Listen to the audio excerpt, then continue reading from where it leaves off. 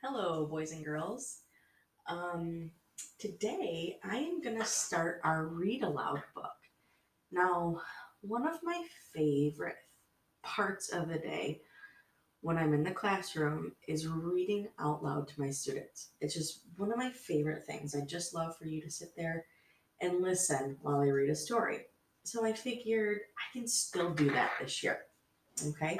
So you can watch this video whenever you want. I would love for you to maybe start off the day with this. That might be a good way to get you into school here. Um, and I'm going to read this story, and there's four of these books, I believe.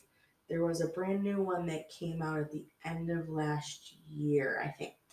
So this book is called Lulu and the Brontosaurus. Now you're going to get to know Lulu very, very well. Just a little background about Lulu. She's an only child. She's a little bit demanding. She kind of knows what she wants when she wants it. So we're going to see how Lulu evolves and grows as a character throughout our book series.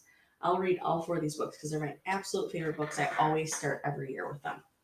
Okay, so this is called Lulu and the Brontosaurus, and it is written by Judith Vorst and illustrated by Lane Smith. Okay, all right. You don't have to tell me. I know. I know that people and dinosaurs have never lived on the earth at the same time.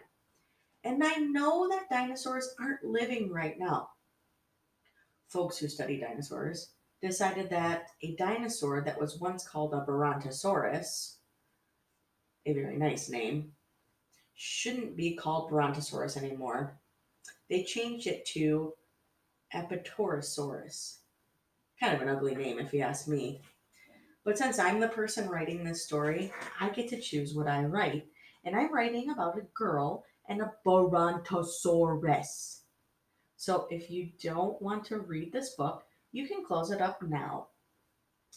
You won't hurt my feelings. And if you still want to read this book, here goes. Chapter 1. There once was a girl named Lulu. She was a pain. She wasn't a pain in the elbow.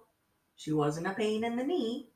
She was a pain, a very big pain in the butt.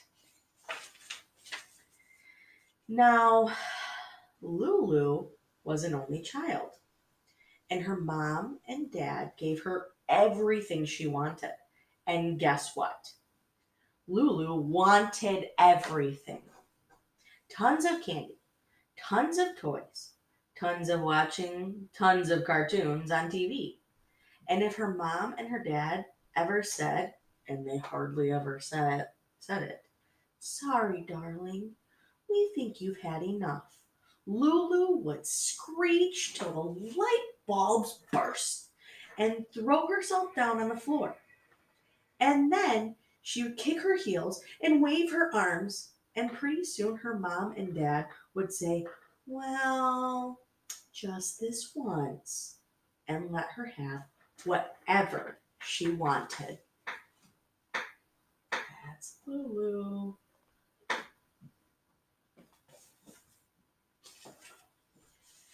Chapter 2.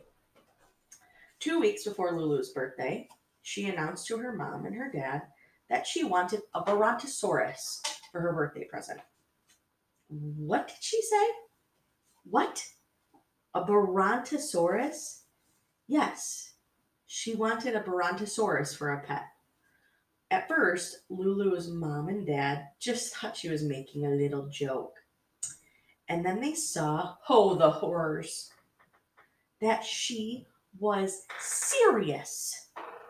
They patiently explained that a Brontosaurus is quite an enormous dinosaur who lives in forests, not in people's houses. Is that where a Brontosaurus would live, in a forest? I'm afraid that I'm not absolutely sure, but since I'm the person writing this story, I'm putting this Brontosaurus in a forest, along with a lot of other wild beasts. that I'm absolutely sure did not even live on Earth when dinosaurs were there. Anyway, Lulu's mom and dad continued explaining to her, although a Brontosaurus is into eating plants, not animals, including animals like Lulu, and although it is cute in a long neck pin-headed kind of way, it is much too huge and much too wild to be a good pet. A dog, a cat, a goldfish, a bird, a gerbil, a guinea pig. Yes. A brontosaurus? No, definitely not.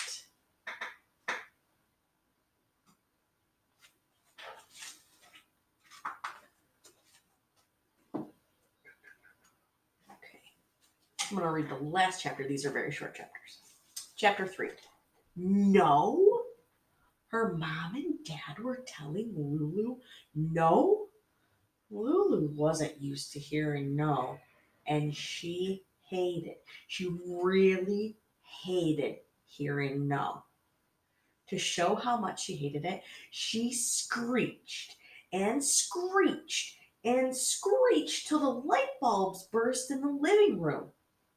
I want a Brontosaurus for my birthday present, she said in between screeches. I want a Brontosaurus for a pet. Well, maybe we could get you a nice pet rabbit, said her mom. Or even, said her dad, a nice pet rat. No, no, no, no, no, no, no, oh no! Screeched Lulu. I want a Brontosaurus for a pet. Then she threw herself down on the floor and kicked her heels and waved her arms and screeched some more.